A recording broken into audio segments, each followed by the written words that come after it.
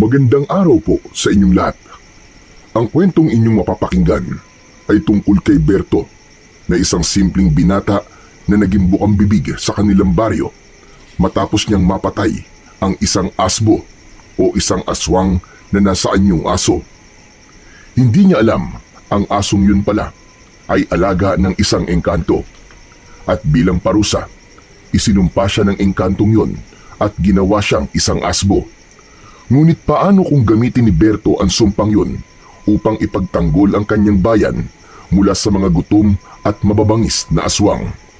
Magtagumpay kaya siya sa labang hindi niya pinili o tuluyan na siyang lamunin ng kadiliman na unti-unting umuusbong sa kanyang pagkatao?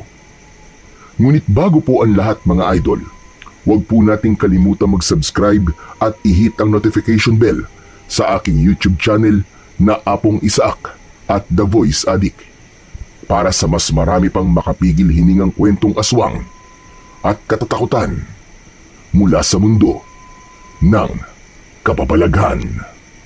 Umpisahan na po natin ang kwento. Isang malakas na suntok ang tumama sa mukha ng binatang si Berto mula sa katunggali niyang si Makisig. Bumagsak siya sa lupa na sinundan pa ng malakas na sigawan ng mga tao. Araw ng kapistahan sa baryo ni Berto at sinubukan niyang harapin sa isang boxing match ang hindi matalo-talo na si Makisig pagdating sa palarong yun.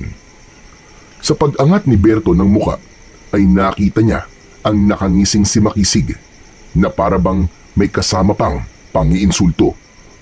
Nang ideklara na si Makisig ang nanalo ay tumayo na si Berto kahit nahihilo pa siya. Lumabas na siya sa improvised battle ring at hindi niya pinansin ang pangangantyaw ng mga tao sa kanya.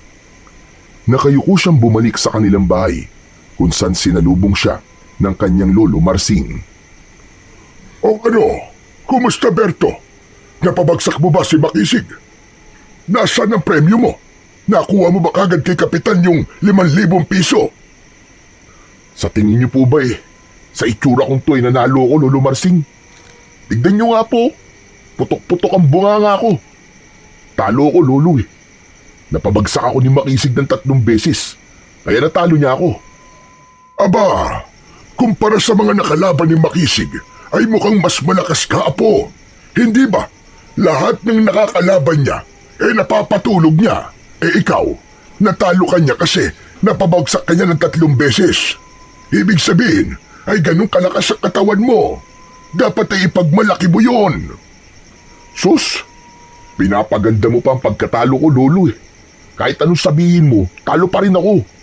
Natalo pa rin ako nung Makisig na yun. Nasayang lang po ang pag-iensayo natin ng ilang buwan. Ang dami-dami niyo pong itinuro sa akin ng mga teknik. Lahat po yung ginamit ko pero wala Hindi umubra kay Makisig. Nadagdagan na naman ang napatumba niya. Kaya paniguradong yayabang lalo yun. Hayaan mo na. At yun lang naman ang pwede niyang maipagmayabang. Kung papogian naman, ay lamang na lamang ka sa kanya. Hayaan mo. At sa susunod na taon, ay imumungkahi ko ay Kapitan na magkaroon ng paligsahan sa pag-apuan. Kapag naglaban kayo ni Makisig, ay mananalo ka na sa kanya. Malungkot na umupo si Berto sa mahabang upuan na nasa labas ng kanilang kubo. Isang malalim na paghinga ang kanyang pinakawalan. Ang totoo, hindi lang ang perang premyo ang nais niyang makuha kung bakit ginawa niya ang lahat para matalo sa boxing match si Makisig. May isang babae kasi na parehas nilang nililigawan. Ayon sa babaeng yun, kung sino ang mananalo sa kanila ni Makisig sa boxing match, ay yun ang sasagutin nito. Tumabi si Lolo Marsing kay Berto at inakbayan ang binata. Huwag ka nang malungkot at may susunod na taon pa naman. Pwede ka pang bumawi sa kanya. Labanan mo ulit si Makisig. Mag-e-ensayo tayo. Kahit bukas. Mas mahabang preparasyon, mas malaki ang tsansa na manalo ka laban sa kanya. Hindi na po kailangan, Lolo. Wala nang dahilan para labanan ko pa si Makisig sa ganung laban. Nanalo na siya ng 1 beses at sapat na po yun para sa akin. Siya nang sasagutin ni Angelica. Kasi siya ang nanalo sa laban namin eh. Yan na nga ba sinasabi ko eh. Kaya ka lumaban kay Makisig ay dahil labang sa isang babae. Kapag mababaw ang dahilan mo kung bakit ka lumalaban, ay talagang malaki ang posibilidad na ikaw ay matatalo. Pero sa ngayon, ay wag na muna nating pag-usapan yan. Gagamutin ko na muna yung mga sugat at pasamo sa katawan at baka mamaya ma-impeksyon pa ang mga yan. Sige po, Lolo. Medyo masakit nga po itong mga nakuha ko sa pakikipaglaban kay Makisig eh. Lalo na itong balikat ko, parang na-dislocate yata. Umasok na sina Berto at Lolo Marsing sa loob ng kanilang kubo. Doon ay naupo sa sahig si Berto, habang si Lolo Marsing naman ay kinukuha ang mga kailangan para sa sugat at pasa ni Berto. Muling nahulog sa malalim na pag-iisip si Berto dahil sa pagkatalo niya kay Makisig. Bata pa lang ay tila meron ng kompetisyon sa pagitan nilang dalawa. Mula sa paaralan hanggang sa kung sino ang mas malakas sa kanila. Lahat ng yun ay nadala nila hanggang sila ay magbinata. At sa pagtatagi sa nilang dalawa ay palaging nananalo si Makisig. Kaya naman pakiramdam niya ay hindi na talaga siya mananalo kay Makisig pagdating sa kahit na anong bagay, lalo na't nakuha na nito ang babaeng parehas nilang minamahal. Nang mga sumunod na araw ay naging usap-usapan sa baryo ang naging laban nina Berto at Makisig. May mga nangangantsaw kay Berto, lalo na yung mga tao na alam na kung sino ang mananalo sa kanila, ay siyang sasagutin ng magandang dalaga na si Angelica. Pinilit ni Berto na huwag pansinin ang mga bagay na yon. Nag-focus na lamang siya sa pagtatrabaho bilang hardinero sa isang mayamang pamilya sa baryo nila, kasama ang kanyang Lolo Marsing. Ngunit kung naiwasan niya ang mga sinasabi ng mga tao, ay hindi naman niya nagawang iwasan si Makisig. Isang hapon, naglalakad siya pauwi mula sa pagkuha ng panggatong sa gubat nang may narinig siya na ugong ng isang motorsiklo. Napalingon siya sa likod at hindi siya makapaniwala nang makita niya si Makisig na nakasakay sa isang bagong motorsiklo. Huminto si Makisig sa tabi ni Berto at mayabang siyang tinignan. O ano? Kumusta na ang talunan? Natanggap mo na ba na wala ka talagang laban sa akin pagdating sa suntukan, ha, Berto? Panalo ka na, Makisig. Ano pa bang gusto mo? Gusto ko lang naman malaman mo na dinagdagan ni Kapitan ng premyo ko sa pagkakapanalo ko sa match natin. Kasi ang galing ng ipinakita kong laban. Kaya nadagdagan yung pang-down ko sa motorsiklo. Tignan mo, nakabili na ako nito. Ang astig, di ba? Eh di, congrats na lang sa'yo. Talaga, congrats talaga sa akin. Kasi sinagot na rin ako ni Angelica. Alam mo bang papunta ako sa bahay nila ngayon para sunduin siya? Magdi-date kami sa bayan. Eh di, ingat na lang sa inyong dalawa. Ang tipid mo naman magsalita. Halatang inggit na inggit ka. Wala naman kasi akong dapat sabihin sa iyo, Makisig. Saka kung inggit ako, ano ba pakialam mo ron? Sige na, ayoko na makipag-usap sa iyo. Puro kayabangan lang naman ang lumalabas sa bibig mo eh. Walang kayabangan sa mga sinasabi ko kasi puro katotohanan lang yon. O paano? Mauuna na ako sa iyo, ha, talunan? Sigurado ko na excited na si Angelica na makasakay dito sa bago kong motorsiklo. Bye-bye! Nang aasar na tumawa si Makisig bago nito pinaandar ng mabilis ang motorsiklo nito. Tila sinadya pa nito na mag-iwan ito ng makapal na usok mula sa tambutso. Kaya napaubo si Berto ng malanghap yun. Napakayabang talaga ng mokong na yun. Sumemplang ka sana! Napapailing na lamang na naglakad muli si Berto pauwi sa kanilang bahay. Ngunit hindi niya maitatanggi na naiinggit talaga siya kay Makisig dahil sa bago nitong motor, tapos nobya na nito ang babaeng parehas nilang nililigawan. Pagka-uwi ni Berto ay agad niyang isinilansan sa likod ng bahay ang mga panggatong na kanyang nakuha. Inihiwalay niya ang mahahabang kahoy dahil kailangan pa niya yung putulin. Habang pinuputol niya ang mahahabang kahoy gamit ang matalas na itak, ay naalala niyang bigla si Makisig. Inisip niya na si Makisig ang mga kahoy na kanyang pinuputol. Hayop ka! Ito ang dapat sa'yo! Ang dapat sa'yo, tinataga ng pinong-pino! Habang naglalabas ng inis si Berto, ay biglang dumating si Lolo Marsing na may daladalang bigas na nakalagay sa isang plastic bag. O Berto, ano ba yung ginagawa mo sa panggatong? Kulang na lang pinuhin mo ang mga yan Pasensya ka na, Lolo Naglalabas lang ako ng inis ko Ay nako, si Makisig na naman yan no? Sino pa nga ba? Wala nang iba, Lo. Si Makisig lang naman ang nakahuli ng pika ko Bakit ba? Ano na naman bang ginawa sa'yo ng Makisig na yun? Paano ba naman? Ibinida niya sa akin yung bago niyang motorsiklo kanina. Pagkayabang-yabang. Sinabi pa niya na sinagot na raw siya ni Angelica. Ay nako, nanggigigil talaga ako sa siraulong yun, Lolo. Pabayaan mo na labang siya. At mukhang ganun talaga siya Doon siya masaya. Ang isipin mo na lang ay nakakapagpasaya ka ng tao. Baka kasi malungkot talaga siya at sa'yo niya yun inilalabas. Alam mo, Lo, kapag talaga ako napuno, masusuntok ko na lang yung bigla sa mukha kahit wala kami sa boxing ring Yan ang wag na wag mong gagawin na po. Hindi sagot ang karahasan sa kahit na anong problema. Oo nga pala, narinig mo na ba ang kumakalat na kwento dito sa baryo natin ngayon? Bakit, Lo? May latest chismis na naman po ba? May asawa na naman bang nahuli ng misis niya na may kabit? Sana nga ganun lang ang chismis na kumakalat ngayon dito sa ating baryo. Pero hindi ito basta-bastang chismis lang, Berto. Totoong nangyayari ito. Ano po ba yun, Lo? Parang kinakabahan naman po ako dyan sa sasabihin nyo. Yung mga alagang baboy ni Roberto, pinatay. Pagkagising daw niya kaninang umaga, ay patay na ang lahat ng baboy niya. Abay, nung makita niya, wakwak ang tiyan at nagkalat ang laman loob sa sahig. Baka adik lang po may gawa nun. O kaya baka meron siyang kagalit tapos, ayun, gumanti sa kanya. Pinatay ang mga baboy niya. Hindi natin alam, Apo. Ngunit ito pa matindi, makinig ka.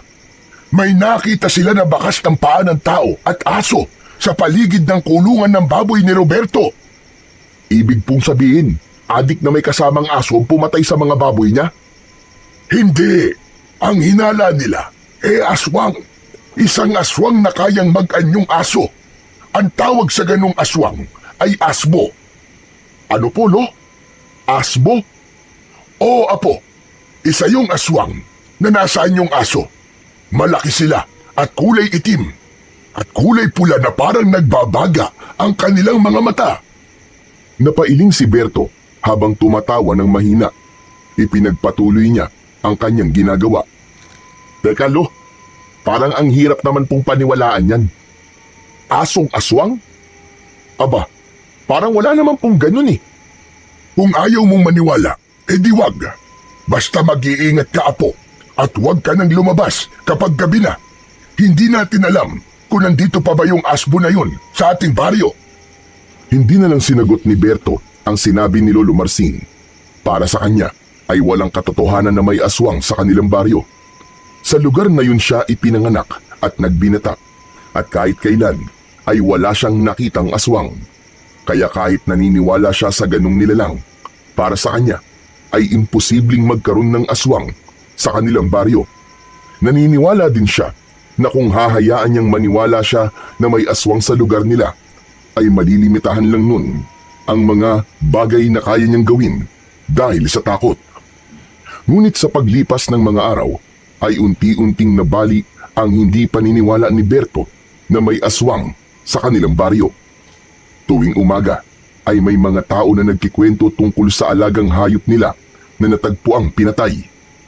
Magmula sa mga manok, kambing, baboy at hanggang sa kalabaw. Ang mga pangyayaring yun ang naging dahilan para magsimulang matakot ang mga tao sa baryo ni Berto. Maging sila ng kanyang lolo ay hindi nakaligtas sa takot na yun. Isang umaga, habang nag-aalmusal, ay napag-usapan ni Berto at Lolo Marsing ang nangyayari sa kanilang baryo. Grabe na talaga ang nangyayari sa baryo natin ngayon, Berto. Napansin mo ba na wala nang lumalabas kapag madilim na? Pati yung kalabaw ni Dudong ay tinira ng mga aswang.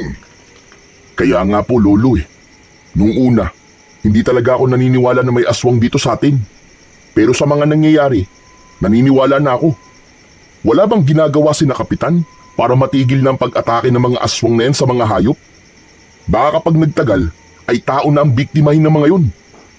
Narinig ko na bukas daw ng umaga ay magkakaroon ng pagtitipon sa plaza. Ang alam ko may sasabihin si Kapitan. Malamang ay patungkol na yun sa pag-atake ng mga aswang dito sa ating baryo.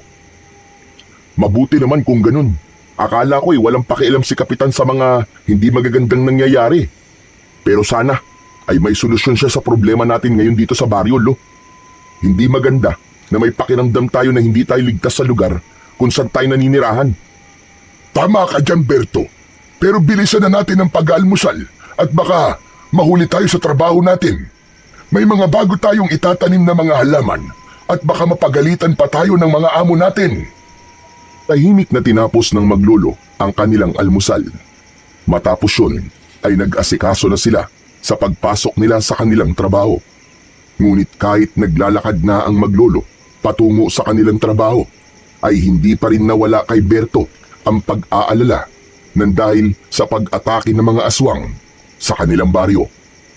Nang sumunod na araw, ay pahinga ni na Berto at Lolo Marsing sa trabaho. Sakto yun dahil magagawa nilang makapunta sa plaza para personal na malaman kung ano ang sasabihin ng kanilang kapitan tungkol sa mga aswang. Matapos mag-almusal, ay naligo muna si Berto. Habang nasa loob ng banyo, ay kinatok siya ni Lolo Marsing. Ano ba yan, Berto? Talagang naligo ka pa? Sa plaza lang naman tayo magpupunta. Sandali lang, Lo! Matatapos na ako! Abay, bilis-bilisan mo dyan at baka hindi na natin maabutan ang sasabihin ni Kapitan Emilio. Opo! Nagbabanlaw na po ako! Binilisan na nga ni Berto ang kanyang pagligo. Nang lumabas siya na nakatapis ng tuwalya ang bewang, ay tumakbo na siya sa kwarto upang doon ay magbihis. Matapos makapagbihis, ay magkasama ng naglakad ang maglolo papunta sa plaza. Pagdating nila sa plaza, ay marami ng tao ang naroon. Sa unahan ay may maliit na entablado at doon ay nakatayo si Kapitan Emilio na pinuno ng kanilang barangay. Sumiksik sina Berto at Lolo Marsing sa kumpul ng mga tao hanggang sa makarating sila sa unahan. Lo, bakit ba dito pa tayo sa unahan? Maririnig naman natin kahit nandun tayo sa dulo Mas maganda na ako nandito tayo sa unahan. Baka mamaya mamigay bigla si Kapitan ng ayuda pagkatapos niyang magsalita. O hindi ba? Maganda na nandito tayo sa unahan. Utak-utak lang yan na po. Nang maayos na ang mikropono, ay nagsimula ng magsalita si Kapitan Emilio sa harap ng lahat. Magandang araw po sa inyong lahat. Alam kong lahat kayo ay naguguluhan, natatakot at pagod sa balitang kumakalat. Gusto ko pong linawin na totoo pong may hayop na pinapatay gabi-gabi sa ating baryo. At sa lahat ng ebidensyang nakalap ng ating mga tanod, ay malinaw na aswang ang may kagagawan ng mga yon. Nagsimulang magbulungan ang mga tao habang si Berto ay naghihintay ng solusyon na ilalahad ng kanilang kapitan. Hindi na po natin ito palalampasin. Hindi na natin dapat hintayin na humantong sa mga tao na ang magiging susunod na biktima. Kaya mula sa araw na ito, at sino mang makakahuli o makakapatay ng isang aswang, ay bibigyan ng pabuya. 10,000 piso. Isang ulo ng aswang ay may katumbas na 10,000 piso. Mas lumakas ang bulungan ng mga tao. Alam ni Berto na sa uri ng buhay meron ang karamihan ng tao sa kanilang baryo ay malaking halaga ang 10,000 piso. Itinaas ni Berto ang isang kamay. Nang makita siya ni Kapitan Emilio, ay itinuro siya nito. Oh, Berto, may katanungan ka ba? Meron po, Kapitan. Naisip ko lang po kasi na Hindi po ba delikado na iasa natin sa mga normal na mamamayan ng pagtugis sa mga aswang?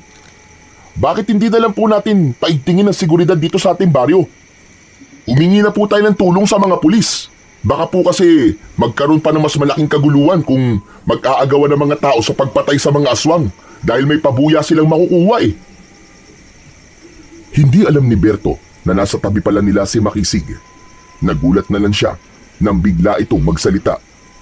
Bakit mo naman inaalisan ng pagkakataon na magkapera mga tao, ha, Berto? O baka natatakot ka lang sa mga aswang at alam mong kahit isa ay wala ka mapapatay kaya nandadamay ka. Kung naduduwag ka, huwag ka nang tumutol sa gustong mangyari ni Kapitan Emilio. Hayaan mo na lang kaming matatapang na pumaldo. Naiintindihan ko ang pinupunto mo, Berto. Ang totoo niyan ay humingi na rin ako ng tulong sa mga pulis. Sinabi ko sa kanila na may aswang na umaatake dito sa ating baryo. Ngunit hindi sila naniwala. Parang ang pinagtatawanan pa ako. Kaya napagtanto ko na wala na tayong magagawa. Kundi tayo-tayo na lamang ang magtutulungan sa pagtugis sa mga aswang. At bilang kabayaran sa pagod at sakripisyo ng makakapatay ng aswang, ay marapat lamang na bigyan sila ng pabuya. Hindi na nagsalita pa si Berto dahil alam niyang pinal na ang desisyon na yon ni Kapitan Emilio. Ngunit si Makisig ay hindi pa rin tumigil ang bunganga para mang-asar. Ayan kasi, bida-bida ka kasi, Berto eh.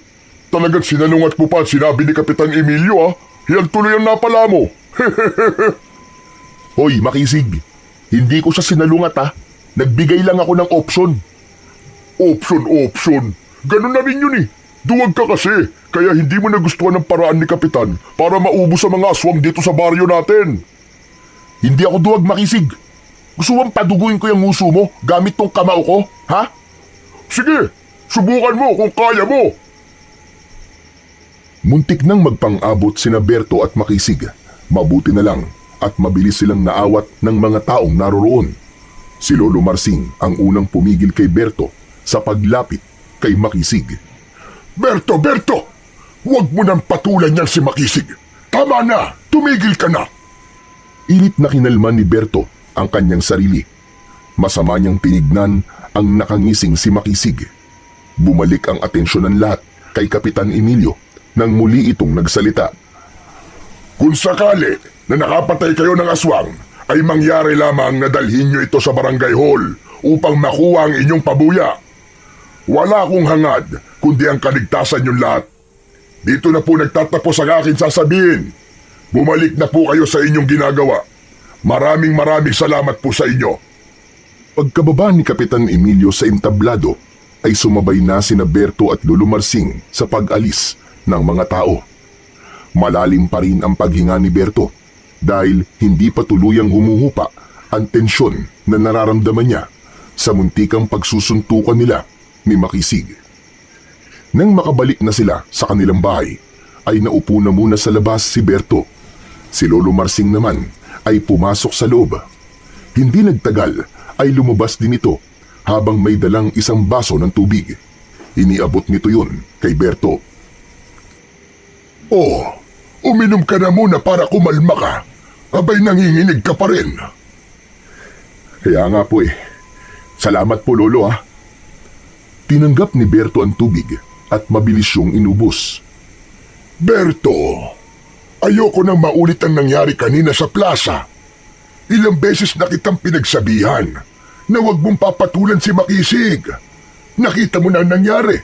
Abe, muntik kayo magpang-abot. Nakakahiya naman sa mga tao at kay Kapitan Emilio. Pasensya na po Lolo. Pero nakita niyo naman po kasi si Makisig. Siya po ang nauna eh. Nagbigay lang naman ako ng opinyon ko. Pero ang dami niya na kagad nasabi. Alam ko yun, Apo. Ngunit tatagan mo pa ang pagtitimpi mo sa kanya. Habaan mo ang PC mo. Ikaw na lang ang umiwas dahil mas malawak ang pangunawa mo kaysa sa kanya. Pasensya na po talaga Lolo ha. Hayaan niyo po sa susunod. Hindi ko na po papansinin ang damuho na yun kahit na ano pang sabihin niya. O siya, aasahan ko yan, Apo. Ayoko nang may maririnig ako na nakikipag-away ka sa kanya. Teka, maiba ko. Sang-ayon ako sa sinabi mo kanina kay Kapitan. Hindi talaga solusyon na iasa sa mga tao ang pagpatay sa mga aswang. May mga tao na eksperto pagdating sa pagtugis sa mga ganong uri ng nilalang.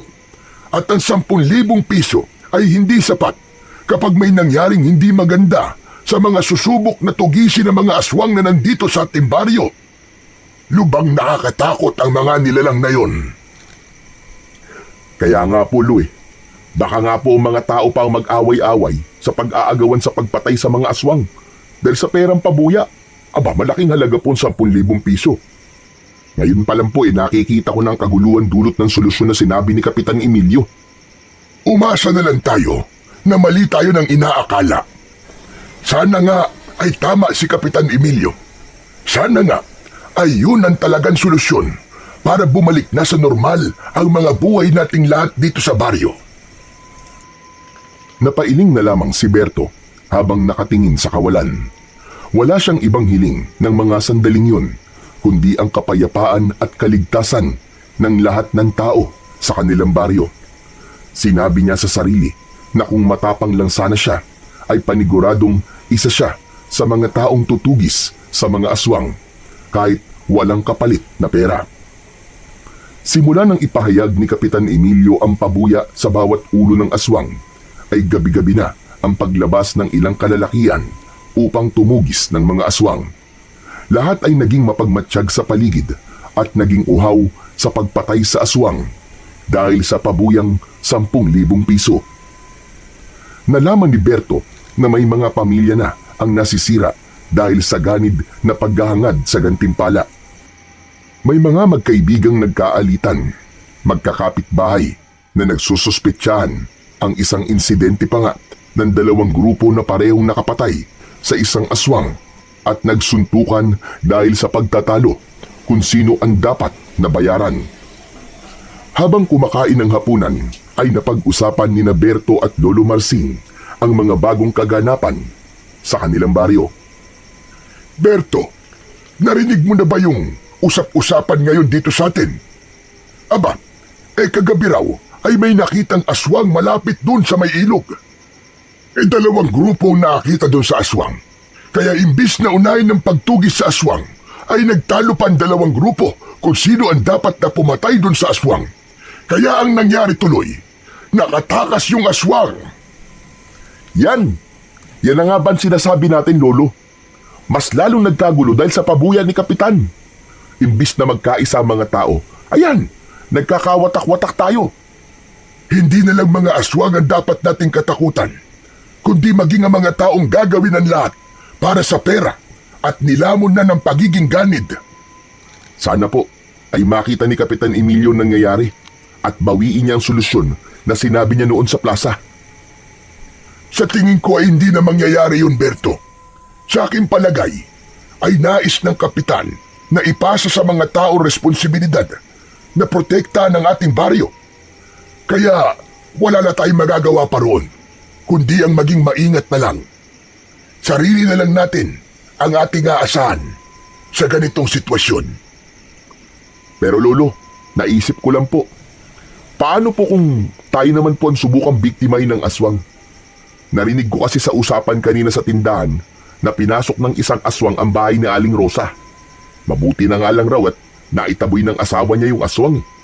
Ibig sabihin po, nagsisimula ng mga aswang na mambiktima ng mga tao. Napatitig sa kawalan si Lolo Marsing at tila nahulog sa malalim na pag-iisip. Uminom muna ito ng tubig bago muling nagsalita. Wala tayong magagawa, kundi ipagtanggol na lamang ang ating sarili, Berto, at magdasal sa Panginoon Diyos. Pero Lolo Marsing, ano naman pong alam natin sa pakikipaglaban sa mga aswang? Saka sa tingin ko wala talaga tayong laban sa kanila. Wala po ba tayong magagawa para hindi sila makapasok dito sa bahay natin? Hindi ka dapat nag-iisip ng ganyan, Berto. Kapag pinangunahan ka ng duda sa iyong sarili, ay talagang mamamatay ka kagad. Mamamatay talaga kagad, Lolo? Grabe ka naman. Yun ang katotohanan, Berto. Pero para sagutin ang tanong mo, natatandaan ko na sinabi sa akin ng nanay ko na asin daw ang mabisang pantaboy sa mga aswang. Noong buntis ang nanay ko sa bunso naming kapatid, ay palaging nagsasaboy ng asin ang tatay ko sa paligid ng aming bahay. Ganun na lang din siguro ang gawin natin. Wala namang mawawala, di ba? Kung maniniwala tayo. Dahil sa sinabing yon ni Lolo Marsing, ay agad na bumili ng 5 kilong asin si Berto sa palengke ng sumunod na araw. Bago sumapit ang dilim, ay nagsaboy na siya ng asin sa paligid ng kanilang kubo. Hindi siya nangihinayang sa asin dahil alam niya na kapalit naman nun ay proteksyon nila laban sa mga aswang. Hanggang sa dumating na ang araw na kinatatakutan ng lahat. Hindi na lamang mga hayop ang pinupuntirya ng mga aswang. Isang umaga, nagising ang buong baryo sa balitang isa sa mga lalaking tumutugis sa mga aswang ang natagpuang wala ng ulo sa gilid ng ilog. Habang ang isa pa ay wala ng lamang loob na parang winakwak ang tiyan at kinalkal. Ang balitang yun ay parang apoy na kumalat sa buong baryo at nagdulot ng mas matinding takot sa lahat. Lalong lumalim ang takot sa dibdib ni Berto. Natakot siya na baka isang gabi ay sila naman ng lolo niya ang maging biktima ng aswang at hindi niya alam kung kaya ba niyang ipagtanggol ang kanyang sarili at si Lolo Marsing kapag dumating ang panahon na may aswang silang makakaharap. Ngunit ang takot ng mga tao ay nahaluan ng konting pag-asa dahil kay Makisig. Nangyari yun ng 2 aswang ang nagawang patayin ni Makisig sa 2 magkakasunod na gabi. Wala itong kasamang grupo, mag-isa lang ito. Kaya naman, hinangaan ito ng marami at sinabi pa na ito ang pinakamalakas at matapang na lalaki sa baryo ni Berto. Sa kabila ng pagiging magkaaway, ay natuwa si Berto kay Makisig dahil malaking bagay na nagawa nitong bawasan ang mga aswang na sumasalakay sa kanilang baryo. At bilang pagpapakita ng suporta kay Makisig ay nagtungo siya sa plaza nang magpatawag ng pagtitipon si Kapitan Emilio upang bigyan ng parangal ang lalaking si Makisig. Hindi kasama ni Berto si Lolo Marsing dahil nagtungo yun sa bayan para bumili ng ilang pangangailangan nila. Katabi ni Kapitan Emilio si Makisig sa entablado habang nasa harapan ng 2 ang halos lahat ng mga tao sa kanilang baryo. Nakataas ang noo ni Makisig at halata sa mukha nito ang pagyayabang. Nasa likuran lang ng mga tao si Berto. Tahimik lang siyang nakatayo habang pinagmamasdan ang kaganapan. Nakita niya ang ilang kababaihan na humahanga kay Makisig. Nandito tayong lahat, mga kababaryo, upang bigyan ng parangal ang katapangan ng isa sa mga kababaryo natin. Sa kabila ng panganib, hindi siya umatras, hindi sumuko. Hindi lamang isa, kundi 2 aswang ang napatay niya gamit ang sariling lakas at tapang. Walang paalam na inagaw ni Makisig ang mikropono kay Kapitan Emilio at ito naman ang nagsalita. Sa lahat ng kalalakihan na nandito, gawin niyo akong huwaran. Huwag kayong duwag, tulad ng kakilala ko na puro salita, pero kulang sa gawa. Napatiim ang bagang ni Berto. Alam niya na siya ang pinapatamaan ni Makisig. Nakangiting inagawan ni Kapitan Emilio ang mikropono kay Makisig. Tila ayaw pa yung ibigay ni Makisig, kaya medyo ginamitan na ng kapitan ng puwersa upang makuha nito pabalik ang mikropono. Maraming salamat sa napakagandang sinabi mo, Makisig. Tama siya, mga kababayan. Dapat ay maging matapang tayo dahil kapag meron tayong tapang ay hindi tayo magiging biktima ng mga aswang.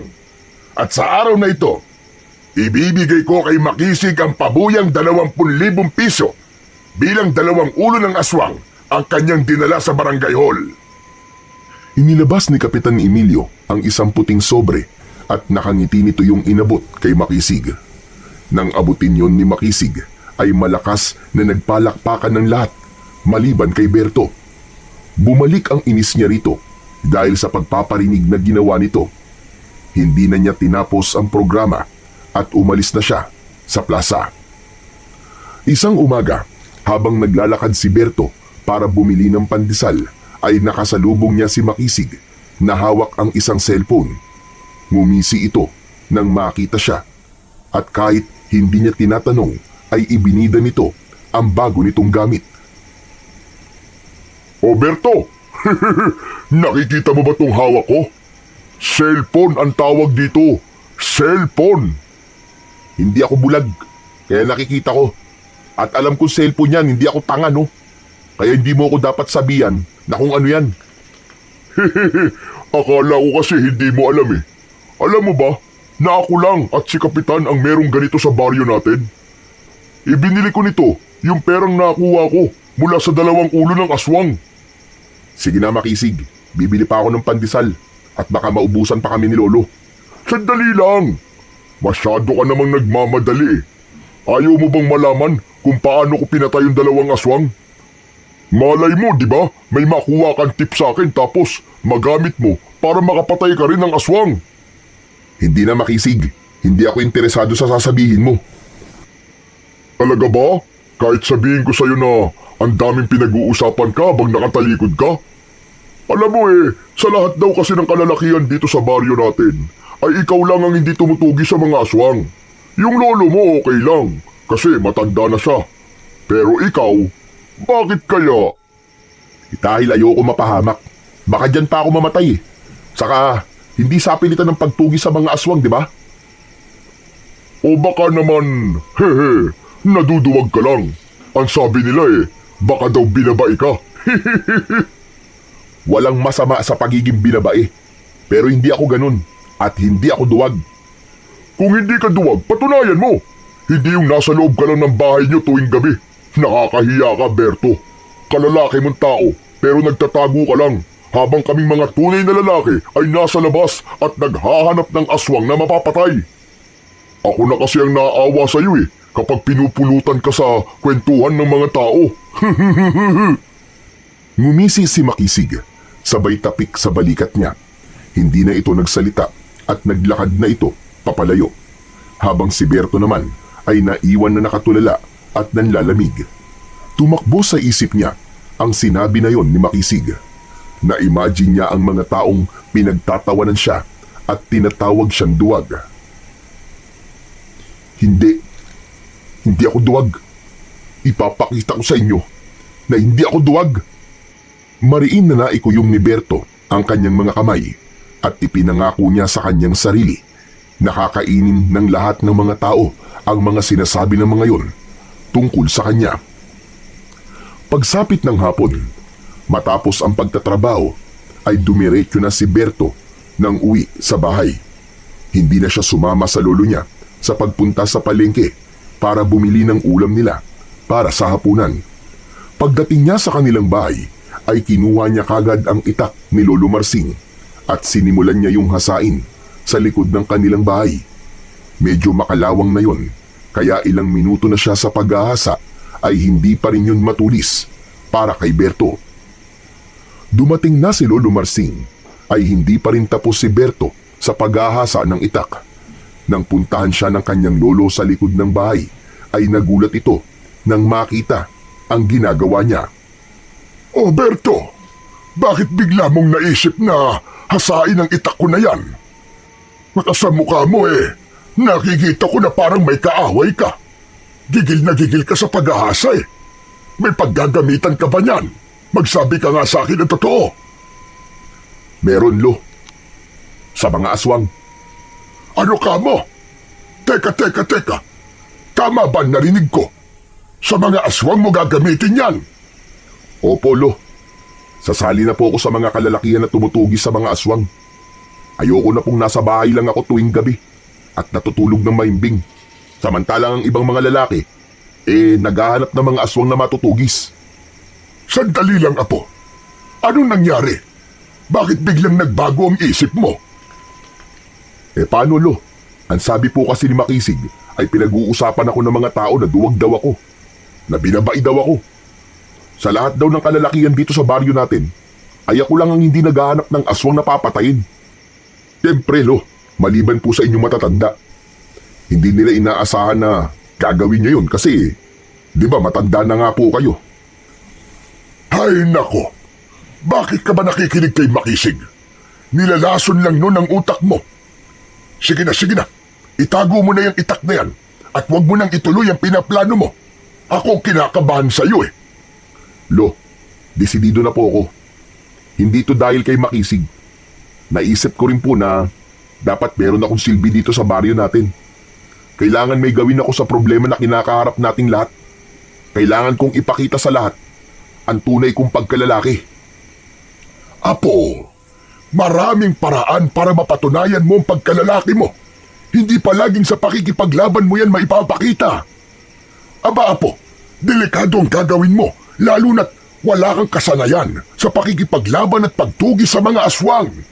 Lubang mapanganib yun. Pero Lo, sina Makisig at yung iba pang mga kalalakihan, wala rin po silang karanasan at nagawa nilang makapatay ng aswang, di po ba? Kung kaya po nila, sigurado po ako na kaya ko rin. Ay nako. O sige, ganito. Papayag lang ako kung isasama mo ko sa pagtugi sa mga aswang. Kuhanin mo yung isa kong itak at hasain mo na rin. Hindi naman po pwede yun, Lo. Matanda na po kayo eh. Baka pag hinabol ka ng aswang atakihin ka pa ng rayuma mo.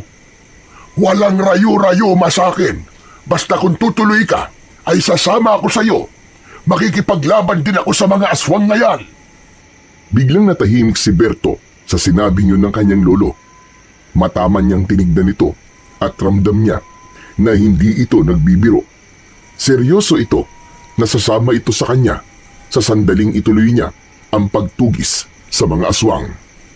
Para kasi kay Berto, kahit isang aswang lang ay makapatay man lang siya upang ipamukha niya sa lahat, lalo na kay Makisig, na hindi siya isang duwag at hindi siya palamuti lang sa baryo nila. Gusto niya na pagdating ng araw ay isa ang pangalan niya sa pag-uusapan na tumulong para maubos ang mga aswang sa kanilang lugar. Ngunit ng sandaling yon ay hindi niya pwedeng ilagay sa panganib ang buhay ni Lolo Marsing. Alam niya na sa panahong yon ay hindi na nito kaya ang makipaglaban sa mga aswang dahil mahina na ang katawan nito at kung ipipilit niya ang gusto niya ay baka magsisi pa siya sa huli. Ano na, Berto? Bakit natulala ka dyan? Ang sabi ko ay kunin mo yung isa kong itak. Hasain mo na rin at sasama ko sa iyo mamayang gabi sa pagtugi sa mga aswang na yan. Hindi. Hindi na po, Lo. Hindi na lang po ako tutuloy. Ano ka mo? Abay bakit? Kasi sasama po kayo eh. Ayoko pong mapahamak kayo, Lo. Baka kapag namatay kayo multuhin niyo pa ako eh. Okay, tamo na. Dapat pala'y tinatakot ka. Pero seryoso ako, Berto. Sa oras na ituloy mo ang plano mo na yan, ay gagawin ko rin ang sinabi ko. Kilala mo ako, Apo. Kilala mo ang lolo mo. Kapag sinabi ko, ginagawa ko talaga. Hindi na nagawang makapagsalita pa ni Berto dahil tumalikod na si Lolo Marsing. Nagtungo ito sa loob ng kanilang kubo habang siya naman ay naiwan sa loob ng bahay na mag-isa. Napabuntong hininga siya habang nakatingin sa bagong hasa na itak. Napailing siya sapagkat napagtanto niya na hindi niya na yun magagamit sa pakikipaglaban sa mga aswang. Kinagabihan, matapos ang hapunan ay naupo si Berto sa tabi ng bintana at tumingin siya sa labas. Humampas sa mukha niya ang malamig na simoy ng hangin. Maya-maya pa ay nakita niya ang mga kalalakihan na dumaan sa harap ng kanilang bahay. May dalang mga sulo at itak ang mga yon. Sinundan niya ng tingin ang mga lalaki at alam niya na naghahanap ang mga yon ng aswang. Napapitlag si Berto nang biglang magsalita si Lolo Marsing sa likod niya. Kung iniisip mong sumama sa mga lalaking yon, ay ituloy mo lang. Pero huwag kang umasa na hindi ako sasama. Alam ko naman, Lo Hindi po ako sasama sa kanila. Dito lang po ako sa bahay. Mabuti naman kung ganun. Ikaw ba hindi pa matutulog? Mamaya na po, Lo. Kakakain lang po natin Pabababain ko lang. Bagay, masamang matulog ng busog at baka bangungutin tayo. Umupo na rin si Lolo Marsing sa tabi ni Berto at sumilip din ito sa labas. Ay nako, nakakapanibago na talaga ngayon dito sa baryo natin. Dati kapag ganitong oras ay may makikita ka pang mga batang naglalaro dyan sa labas. Naaalala tuloy kita nung bata ka pa. Mas gusto mo maglaro tuwing gabi. Kahit takutin kita na kukunin ka ng aswang, ay hindi ka natatakot. Paano lo? Hindi naman po kasi ako naniniwala na may aswang po dito sa baryo natin eh. Saka mas maganda po kasing maglaro ng tagu-taguan kapag gabi. Kawawa po talaga yung taya kasi hirap na hirap siyang maghanap. Sana ay habang buhay ka na lang palang naging bata, iho. Gusto ko kasi yung naaalagaan kita, yung pinapaliguan kita at binibihisan. Napangiti si Berto sa sinabing yun ni Lolo Marsing. Hindi ko po alam kung nakapagpasalamat na po ako sa inyo, Lo. Pero Lo, maraming salamat po Kasi kayo na po ang tumayong nanay at tatay sa akin. Simula po nang mamatay ang mga magulang ko. Siyempre naman, hindi kita pwedeng pabayaan ano. Ikaw ang nag-iisa kong apo. Wala akong inisip noon, kundi ang mapalaki ka ng maayos. At sa tingin ko naman hindi naman ako nabigo. Ano ba yan, Lo? Bakit ganito po ang usapan natin? Baka mamaya niyan magkaiyakan pa tayong dalawa dito eh. Sinabi mo pa. O paano? Hihiga na ako. Magpapaantok-antok na ako. Sige po, Lo. Dito lang po ako. Huwag kang tatakas Kapag nagising ako at wala ka, lalabas ako at hahanapin talaga kita. Opo, Lo, pangako po. Hindi po ako lalabas ngayong gabi. Sige po, matulog na po kayo.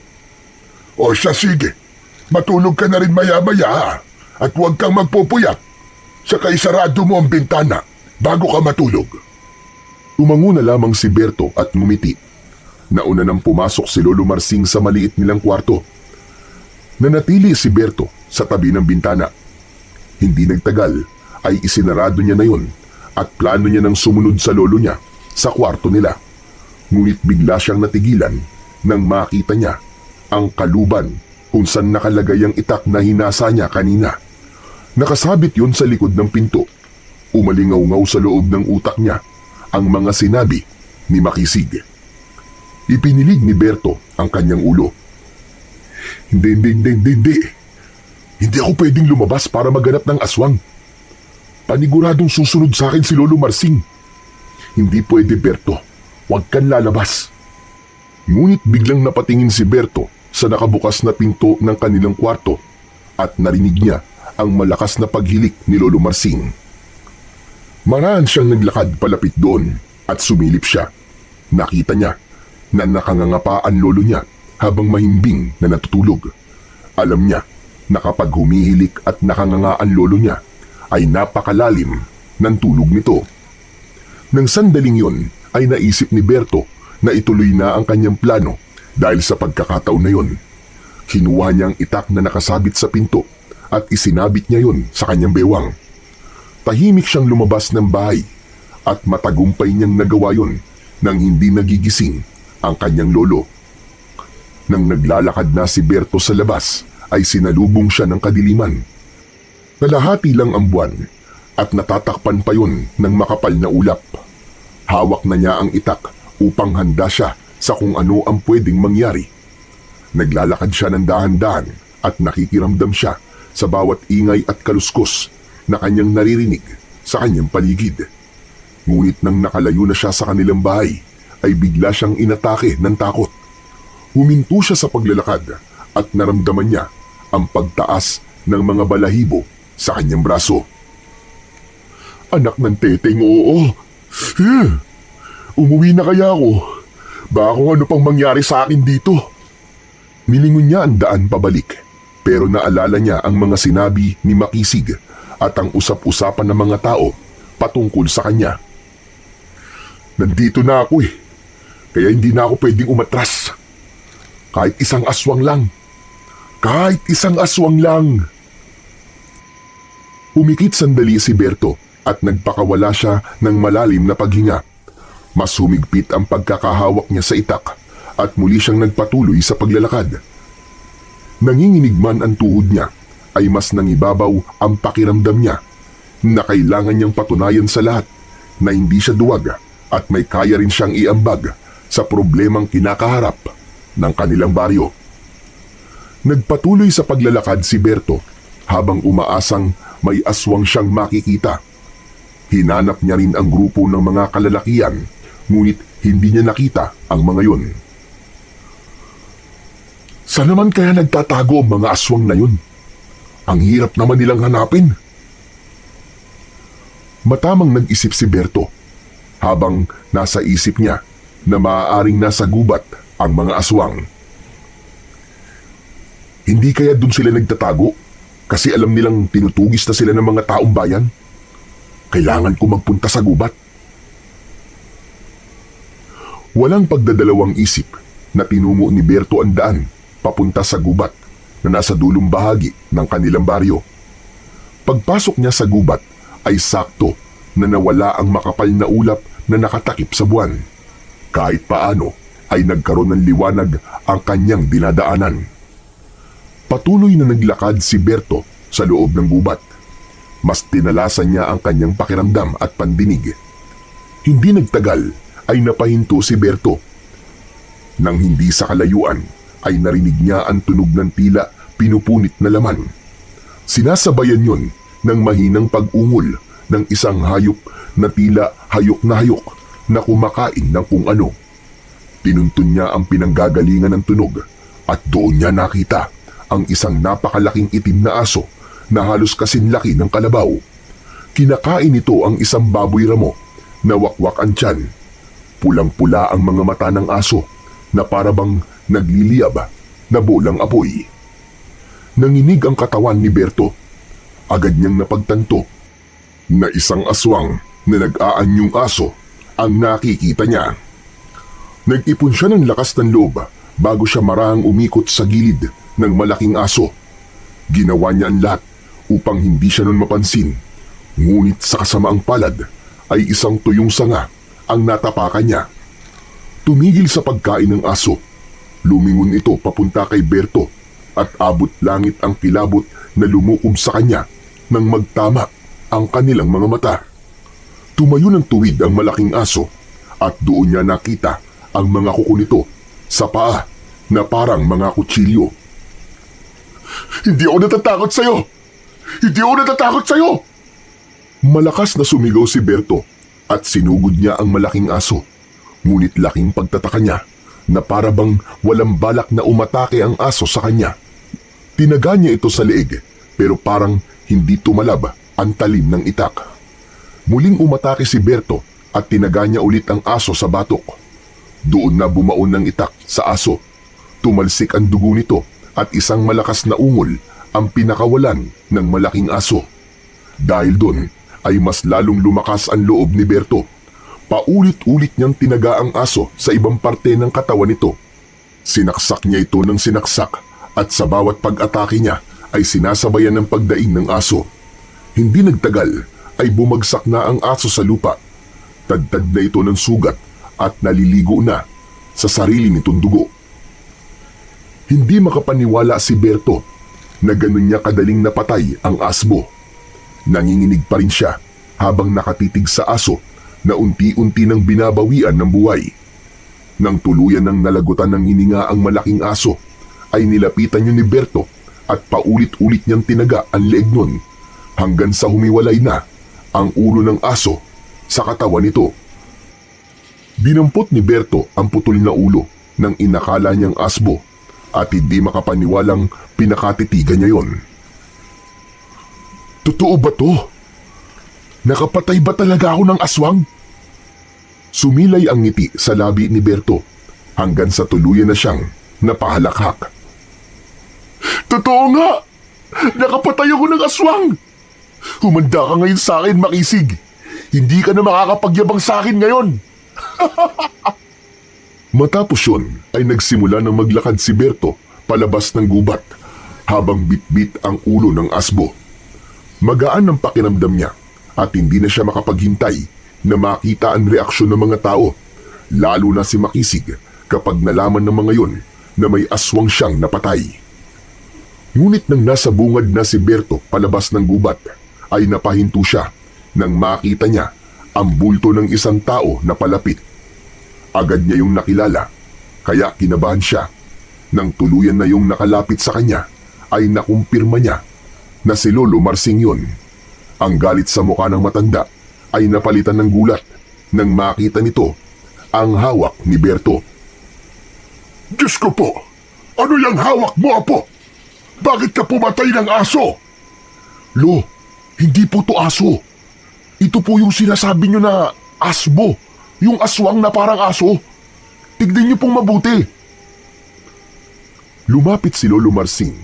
Tinignan nito ng malapitan ang pugot na ulo ng asbo na hawak ni Berto. Tama ka nga. Isa nga yung asbo. Malinaw na malinaw. Pero mas malinaw na sinuway mo ako, Berto. Hindi ka tumupad sa usapan natin. Mabuti na lamang at nagising ako, kaya nalaman kong wala ka sa bahay. Lolo naman, huwag na po kayo magalit sa akin. Ang importante po ay buhay ako. Nakabalik ako ng ligtas. At kahit galos wala akong nakuha nang patayin ko ang aswang na to. Saka, una't huling beses ko na po itong gagawin, Lo. Gusto ko lang po talagang patunayan na hindi ako duwag at kaya ko rin pumatay ng aswang. Sabi ko na nga ba, at hindi ka pa rin nakinig sa akin. Pero sige, hindi bale. Ang mahalaga nakabalik ka rito at hindi ka nasaktan.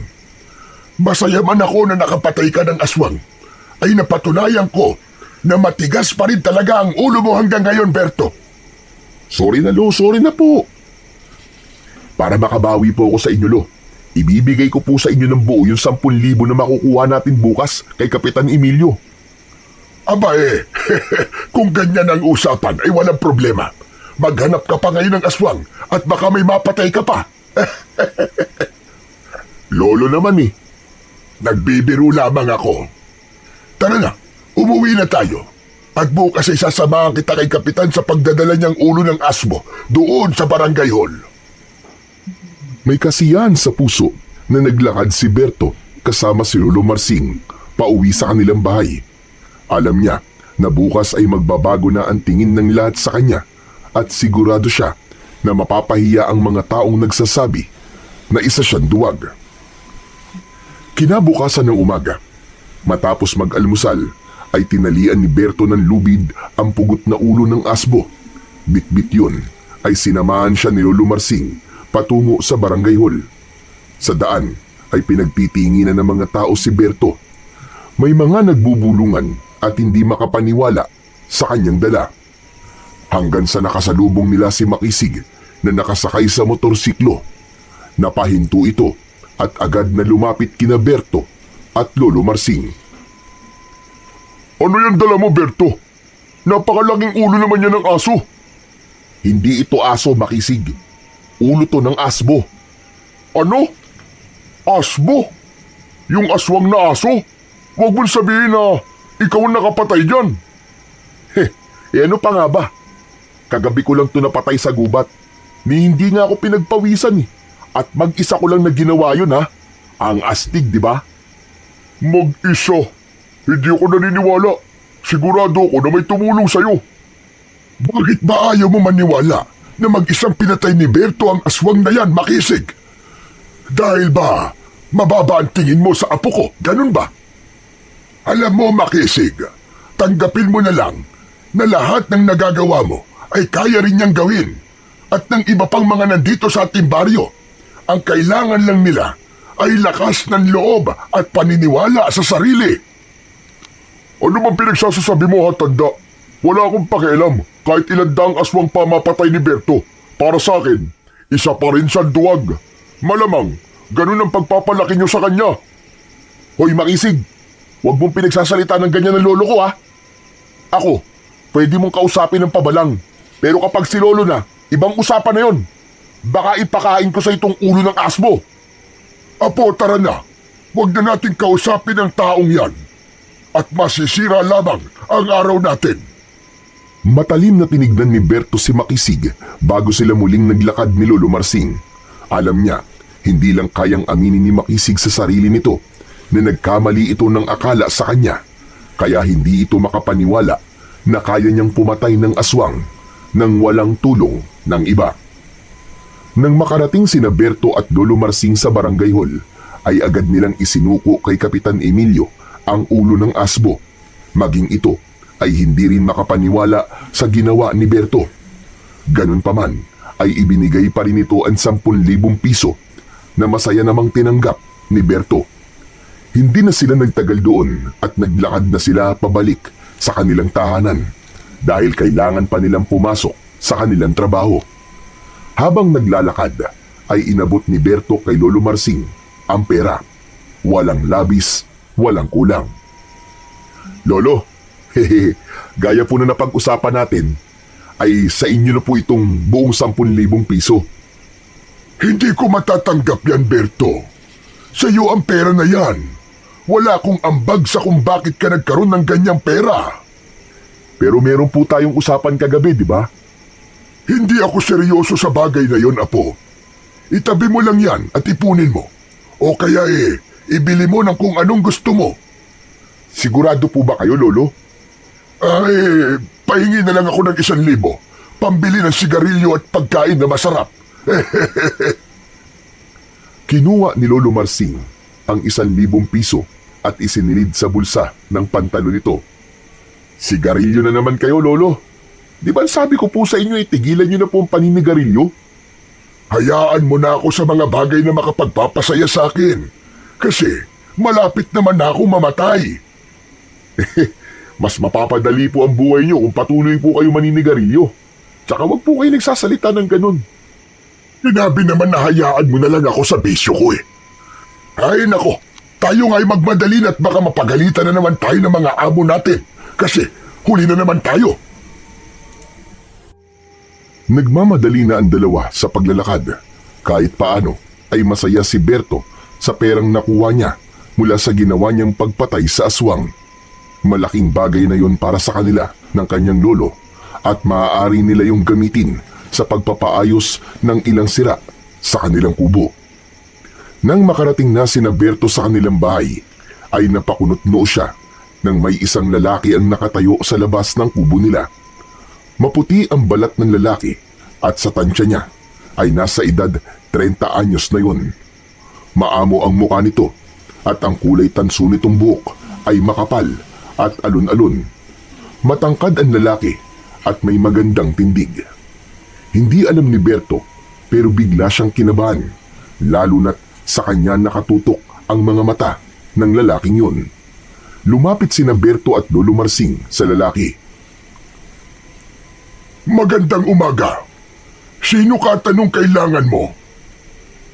Ang aking pangalan ay Asul. Hinahanap ko ang binatang nagngangalang Berto. Sa aking pagtatanong, ay dito ko itinuro ng mga tao. Ako si Berto. Ano pong kailangan niyo sa akin? Humakbang si Asul, palapit kay Berto, at tinitigan siya nito ng diretso sa kanyang mga mata. Nais niyang alisin ang tingin niya sa lalaki, ngunit tila may kung anong puwersang pumigil sa kanya para gawin yun. Nakita niya rin ang mabilis na pagbuka ng bibig ni Asul na parang meron itong sinasabi na hindi niya naririnig. Biglang sumakit ang ulo ni Berto. Napaatras siya at muntik pa siyang matumba. Mabuti na lang at nasalo siya ni Lolo Marsing. Oh, ayos ka lang ba, Berto? Ano nangyari sa'yo? Hindi ko nga po alam, Lolo. Bigla na lang po sumakit ang ulo ko. Nang tumingin ang maglolo kay Asul, ay napayakap sila sa isa't isa dahil wala na roon ang lalaki. Tila isa yung bula na naglaho sa hangin. Imposible na umalis si Asul nang hindi nila nakita, lalo na't nasa harapan lang nila yon kanina. Diyos ko po, sana napunta yung lalaking yun. Bakit ang bilis naman niyang nawala? Hindi ko po alam, Lo. Hindi po kaya maligno yung lalaking yun? Mabaging langit, protektahan mo po kami sa masamang espiritu o elemento kung ano man na nakausap namin kanina. Pati buhok sa akin singit ay nagtataasan dahil sa sobrang kilabot. Nahihintakutang pumasok sa bahay sina Berto at Lolo Marsing. Nag-alay sila ng mabilis na panalangin sa kanilang altar bago sila muling lumabas para pumasok sa kanilang trabaho. Hanggang sa oras ng trabaho ay pinag-usapan pa rin ng dalawa ang tungkol kay Azul at ang hiwaga kung bakit yun mabilis na nawala sa kanilang harapan. Kinagabihan, habang mahimbing na natutulog si Berto, ay bigla siyang nagising. Naramdaman niya ang labis na panunuyo ng kanyang lalamunan, kaya tumakbo siya sa kusina upang uminom ng tubig. Ngunit kahit isang pitsil na ng tubig ang kanyang naiinom, ay hindi pa rin mawala-wala ang kanyang pagkauhaw. Bukod pa ron, ay init siya na para siyang sinisilaban ng apoy. Naisip niya na maligo. Nagmamadali siyang lumabas at nagpunta sa likod ng bahay kung saan naroon ang balon. Umigib siya ng tubig sa balon. Hinubad niya ang lahat ng kanyang suot at saka ibinuhos ang isang timbang tubig sa kanyang ulo. Ngunit tila mas lalong tumindi ang init na nararamdaman niya. Biglang sumakit ang ulo ni Berto at ang pandinig niya ay tumalim. Dinig na dinig niya ang lahat ng maliliit na tunog sa kanyang paligid hanggang sa ang buong katawan na niya ang sumakit. Napaluhod siya at nagsimulang umusli ang mga ugat sa kanyang braso. Umalon ng maraan ng kanyang balat na parabang may kung anong bagay ang lalabas doon. Impit siyang napasigaw nang marinig niya ang langit-ngit ng kanyang mga buto. Nagbago ang ayos ng kanyang mga buto sa panibagong forma. Ang kanyang mga daliri ay humaba at ang mga kuko niya ay naging matutulis at maitim. Humaba din ang mukha ni Berto at tinubuan siya ng itim, matigas at mahabang balahibo. Kasunod nun ay naging kulay pula ang kanyang mga mata na mistulang nagbabagang bolang apoy. Sinubukang sumigaw ni Berto, ngunit isang malakas na alulong ang kumawala sa kanyang lalamunan. Naglakad siya patungo sa gilid ng balon upang tignan ang refleksyon ng mukha niya sa tubig. Nang hilakbot si Berto, nang mapagtanto niya na nagbago siya ng anyo. Hindi na siya isang tao, kundi isa na siyang malaking itim na aso. Sa madaling salita, ay naging isa siyang asbo. Hindi ito totoo. Panaginip lang to. Napaatras si Berto nang marinig niya ang boses ng mga lalaki na papunta sa kanyang kinaroroonan.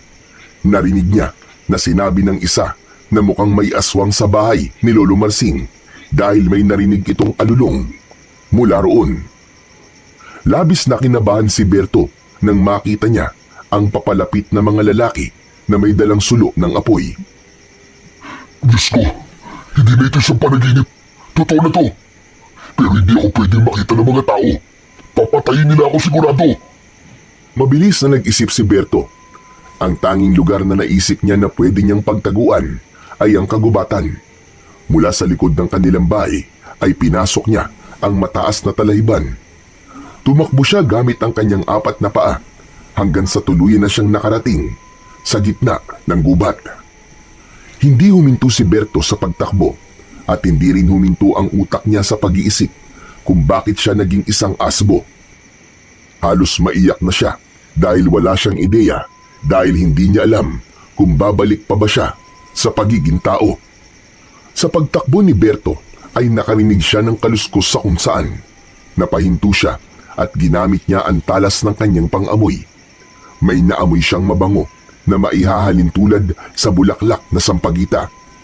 Sinundan niya ang amoy at nagulat siya nang nakita niya ang lalaki na nagpunta sa bahay nila na si Azul. Ngunit sa pagkakataon na yon ay magara na ang kasuotan nito. Kulay ginto, ang telang nakabalot sa katawan nito at kahit walang malakas na hangin ay gumagalaw ang laylayan ng kasuotan nito. Nagustuhan mo ba ang bago mong anyo, Berto? Ano? Paano mo nalaman na ako to? Teka, may kinalaman ka ba kung bakit naging asbo ko? Sinasabi ko na nga ba, maligno ka. Binulungan mo ko kanina. Isinumpa mo ko. Bawiin mo ang sumpang ito sa akin. Bawiin mo to. Wala akong kasalanan sa'yo. Tama ka. Ako nga may kagagawan kung bakit naging ganyan ang anyo mo. Pero sigurado ka ba na wala kang ang kasalanan sa akin? Oo naman. Kanina nga lang kita nakita sa bahay. Hindi kita kilala. Kaya paano ako magkakaroon ng kasalanan sa'yo? Marahil ay nakita mo na ang iyong anyo. Wala ka bang naaalala sa itsura mo ngayon, Berto? Sa tingin mo ba, makakapag-isip pa ako na maayos ang nangyayari sa akin ngayon? Ibalik mo na ako sa dati kong anyo. Maligno ka! Para sa iyong kaalaman, hindi ako isang maligno. Ako ay isang engkanto na tahimik na naninirahan sa kagubatan ito. Kasama ang aking alagang asbo na si Dilim. Si Dilim na pinatay mo, Berto. Lumagundong ang boses ni Azul sa buong kagubatan. Kahit walang ekspresyon ang mukha nito, ay naramdaman ni Berto ang galit ni Azul. Lumakas ang kabog ng dibdib niya at agad niyang naalala ang asbo na kanyang pinatay sa gubat na yon. Ang ibig mong sabihin, alaga mo ang asbo na pinatay ko. Oo, Berto. Alaga ko ang asbo na walang awa mong pinaslang at pinugutan ng ulo. Pero, pinapatay talaga namin mga tao mga asbo dahil isa silang uri ng aswang na ngayon ay nag-aasik ng lagim sa aming baryo. Nagkakamali ka. Dahil hindi isa si Dilim sa mga aswang na pumapatay sa mga tao sa inyong lugar. Matagal ko siyang kasama dito sa gubat at kahit isang tao ay wala siyang pinatay. Pawang mga ligaw na hayop lang dito sa gubat ang kinakain niya. Kaya ngayon, ginawa kong kawangis mo ang aking alaga upang maranasan mo ang naranasan niya. Tuwing gabi, magiging isa kang asbo gaya ni Dilim. Mararanasan mo kung paano magtago sa mga tao para lamang mabuhay. At kapag nasa inyong asbo ka, ay walang makakaintindi sa mga sasabihin mo, kundi tanging ako lang. At sa pagsilip ng araw sa silangan, ay saka ka lang babalik sa pagiging tao. Yan ang aking kaparusahan dahil sa pagpatay mo sa aking mahal na alaga. Teka, sandali lang naman. Parang awa mo na. Alisin mo na ang sumpang to sa akin, Azul. Hindi ko alam na alaga mo ang asbong pinatay ko. Kung alam ko lang na hindi siya pumapatay ng mga tao, ay hindi ko siya sasaktan. Hindi ako pwedeng maging ganito. Papatayin ako ng mga tao, sigurado yun. Yan ang aking nais. Ang maranasan mo naranasan ni Dilim nung siya ay nabubuhay pa. At ako lang ang nakakaalam kung hanggang kailan ka magiging ganyan, Berto. Sa ngayon, kung ako sa'yo ay magtatago na ako, paparating na ang mga tutugi sa'yo. Ano? Anong ibig mo sabihin? Napalinga si Berto nang makarinig siya ng yabag ng mga paa sa kung saan. Pagharap niya sa kinatatayuan ni Azul, ay wala na ituroon. Dol! Nasaan ka? Ang hilig mo talagang bigla na lang nawawala. Tulungan mo ako rito! Anong gagawin ko? Ngunit walang sagot na nakuha si Berto mula kay Azul. Kinabahan siya dahil papalapit na sa kinaroroonan niya ang mga yabag, hanggang sa nakita na niya ang mga kalalakihang may dalang sulo. Agad siyang nagtago sa likod ng isang makapal na halaman at pinigilan niya ang paghinga niya. Sigurado siya na kapag nakita siya ng mga lalaki ay katapusan niya na dahil aakalain ng mga yon na isa siyang asbo. Ang buong akala ni Berto ay ligtas na siya, ngunit laking gulat niya nang may tumusok na sibat sa kanyang balikat. Napasigaw siya at isang malakas na ungol ang pumawala sa kanyang lalamunan. Mabilis siyang tumakbo at dahil doon ay nahugot ang sibat sa kanyang balikat. Dinig na dinig niya ang sigaw ng mga lalaki. Bawat takbang ni Berto ay parang may kutsilyong humihiwa sa kanyang balikat. Nakaramdam siya ng panghihina at nanlalabo na ang kanyang paningin. Hindi na niya napansin ang dinadaanan hanggang sa nahulog siya sa isang pababang lupa. Nagpagulong-gulong siya at bumagsak siya sa makapal na halaman at doon na siya tuluyang nawalan ng malay. Tirik na ang araw nang magising si Berto. Agad niyang naramdaman ang kirot sa kaliwa niyang balikat. Nang tumayo siya ay nagulat siya dahil wala siyang saplot sa kanyang katawan. Ngunit laking tuwa niya nang malaman niyang tao na siya ulit.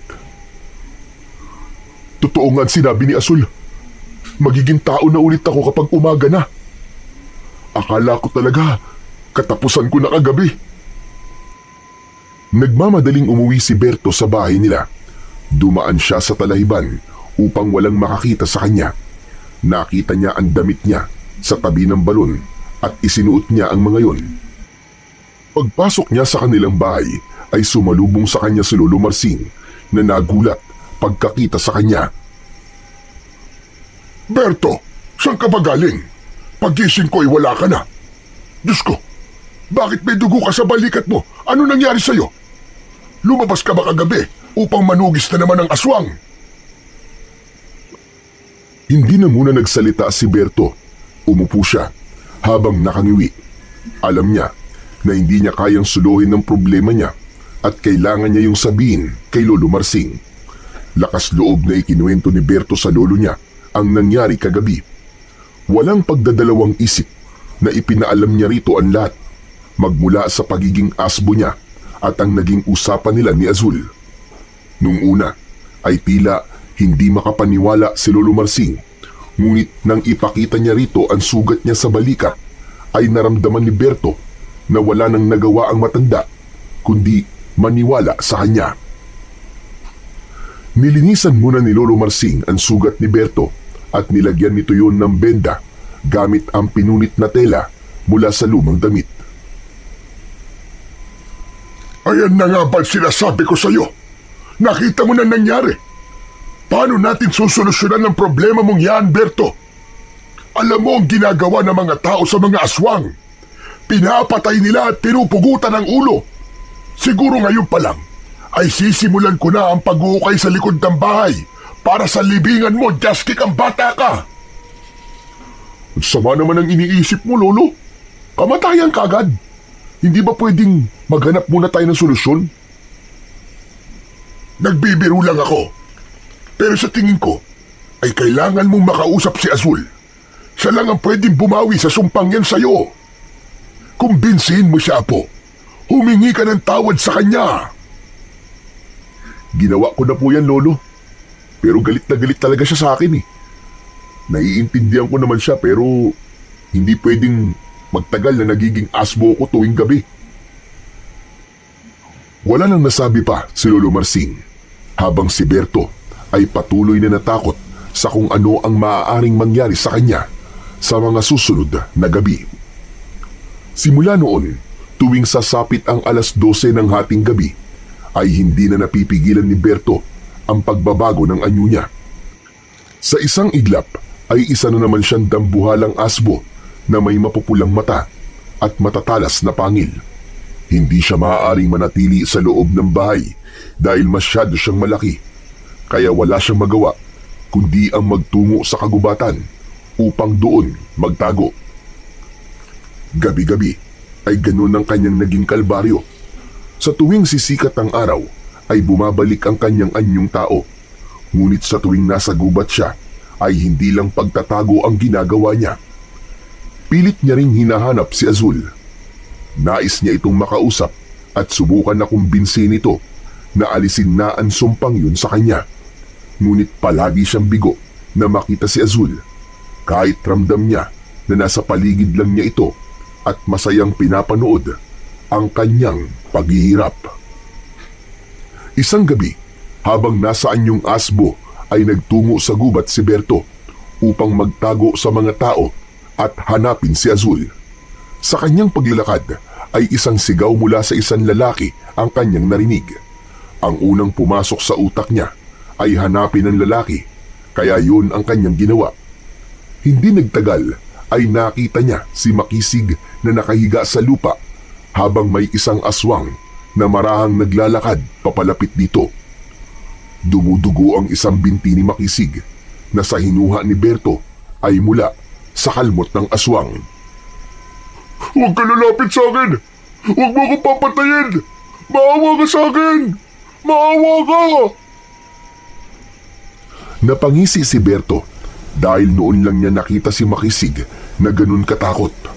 Ngunit sa kabila ng hindi nila pagkakaunawaan ay hindi nagdalawang isip si Berto na iligtas si Makisig. Agad na sinunggaban ni Berto ang aswang at kinagat niya yon sa balikat. Sa gulat naman ni Makisig ay napatulala ito at hindi nakagalaw. Nagkaroon ng sagupaan sa pagitan ng aswang at ni Berto na nasaan yung asbo. Ibinaon niya ang matutulis niyang kuko sa tagiliran ng aswang at napasigaw yun ng malakas. Binuhat ng aswang si Berto at malakas na ibinalibag sa lupa, ngunit agad naman siyang nakatayo. Mataas siyang tumalon patungo sa aswang at matagumpay niyang kinagat yun sa leeg. Bumagsak ang aswang sa lupa. Nang sandaling yon ay gumana ang pagiging asbo ni Berto. Nang matikman niya ang dugo ng aswang, ay nakaramdam siya ng matinding gutom at uhaw. Nilapa niya ang aswang, kinain niya ang laman nito at hinigop ang dugo. Akala mo ay isa siyang napakabangis na hayop ng sandaling yon. Nilubayan ni Berto ang aswang at nagkalat ang lamang loob nito sa lupa.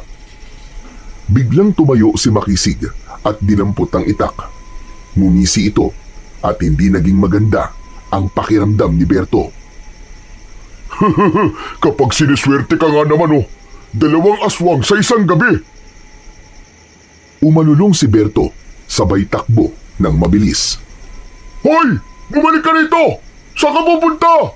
Papatayin kitang asbo ka! Hindi huminto sa pagtakbo si Berto hanggang sa tuluyan na siyang nakalayo. Humihingal na nagtago siya sa likod ng isang makapal na puno. Lang yung Makisig na yun. Siya na nga yung iniligtas ko. Gusto pa niya akong patayin. Doon na nagpalipas ng oras si Berto hanggang sa unti-unti nang dumungaw ang araw sa silangan. Nang bumalik na siya sa pagiging tao, ay napasuka siya nang maalala niya ang ginawa niyang paglapa at pagkain sa aswang. Yak! Kadiri ako! Bakit ako kumain ng aswang? Ayoko na talagang maging asbo. Kung ano-ano nagiging cravings ko eh. Naglakad na si Berto pauwi sa kanilang bahay. Dumiretso siya sa likod ng bahay nila upang kunin doon ang kanyang damit na palaging iniiwan ni Lolo Marsing. Nang pumasok siya sa bahay nila ay hinang-hina siya. Uminom siya ng tubig habang ang lolo niya ay abala sa paghahanda ng almusal. Salamat sa Diyos at buhay ka pang nakauwi dito sa atin, Apo. Ano nangyari kagabi? May ibang tao bang nakakita sa'yo? Meron, Lo. Si Makisig. Ano ka mo? Si Makisig? Eh bakit naman sa dinami-dami ng taong pwedeng makakita sa'yo ay ang damuho pa na yon? Tinugis ka ba niya? Muntik na po, Lo. Pero wala talagang utang na loob ang taong yun. Matapos ko siyang iligtas sa aswang na muntik na siyang patayin, ay gusto pa niya akong patayin dahil sa pera. Eh ano pa bang aasahan mo kay Makisig? Kulang na lang ay ilagay ang mukha nun sa pera para literal na mukhang pera na talaga siya. Pero Lo, alam niyo po, ang sarap palang tumulong sa ibang tao laban sa aswang. Iba yung naramdaman ko pagkatapos kong patayin yung aswang at nasiguro kong ligtas na si Makisig. Para akong superhero kahit nasaan niyo akong isang asbo. Ang hindi ko lang po talaga nagustuhan ay yung matapos kong patayin yung aswang ay kinain ko siya, Lo. Hindi ko na po napigilan ang sarili ko eh. Ano ka mo? Kinain mo yung aswang? Yak! Nakakadiri ka naman, Apo. Lo, ano magagawa ko? Nagutom po ko eh. Pero hindi bale. Kahit paano, ay may magandang silbi naman pala ako kapag nagiging asbo ko. Nagagawa ko makipaglaban sa mga aswang eh. Abay, magandang bagay nga yan, Berto. Malaking tulong yan sa mga tao, lalo na yung mga hindi kaya makipaglaban sa mga aswang. Sigurado ko na kapag nalaman ng mga tao na kakampi ka namin, ay hindi ka na nila tutugisin pa. Nakangiting tumango si Berto. Matapos yun, ay inaya na siya ni Lolo Marsing na kumain ng almusal. Habang kumakain, ay hindi pa rin nawala ang masarap na pakiramdam ni Berto. dahil nagawa niyang magligtas ng buhay ng isang tao. Simula noon ay nagdesisyon si Berto na gamitin ang kanyang pagiging asbo upang protektahan ang kanyang mga kababaryo. Gabi-gabi, tuwing sumasapit ang 12:00 ng hating gabi, ay tahimik siyang lumalabas ng bahay at nagtutungo sa mga lugar kung saan may naiulat na pag-atake ng mga aswang. Minsan sa bukid, minsan sa tabing ilog, at minsan naman ay sa malalayong sulok ng gubat. Sa bawat laban niya sa mga aswang, ay bakas ang determinasyon sa kanyang malahalimaw na anyo at ipinakita niya sa mga tao na siya ay kakampi. At bawat aswang na kanyang napapatay ay kanyang kinakain sa dahilang hindi niya maunawaan. Kapag nasa anyong asbo siya, ay ang laman at dugo ng aswang ang hinahanap-hanap ng kanyang panlasa. Nung una ay natatakot ang mga tao kay Berto kapag nasa anyong asbo siya. Ngunit habang lumilipas ang mga gabi at paulit-ulit na nasasaksihan ng mga tao ang ginagawang pagliligtas ni Berto, ay unti-unti nang nagbago ang isip ng mga ito. Isang hapon, habang binabantayan ni Berto ang nakasalang na sinaing, ay dumating si Lolo Marsing na may dalang isang lata ng corned beef at 2 piraso ng patatas. Berto, alam mo ba, nausap-usapan ka doon sa tindahan. Ano naman po sinabi nila tungkol sa akin? Hindi naman direkta sa'yo, pero doon sa asbo na nagliligtas ng mga tao.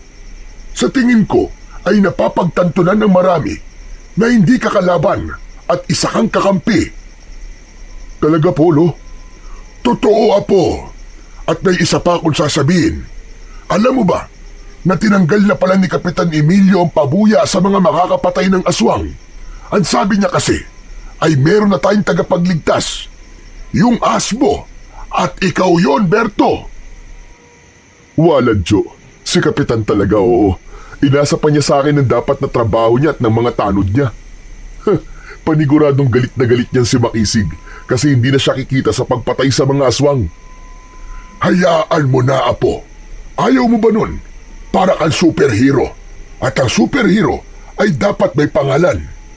Ano kaya kung Bertong Asbo? Aba? Pero teka, Lo. Mas okay siguro kung Bertong Aso. Hindi ba mas astig? Pero Lolo, sa totoo lang, ay ayoko pa rin maging asbo habang buhay. Kailangan ko talagang makausap si Asul sa lalo madaling panahon. Baka kasi may kailangan akong gawin para mawala na tong sumpa niya sa akin. Sa tingin ko ay nakamasid lang si Asul sa'yo at magpapakita siya sa takdang panahon.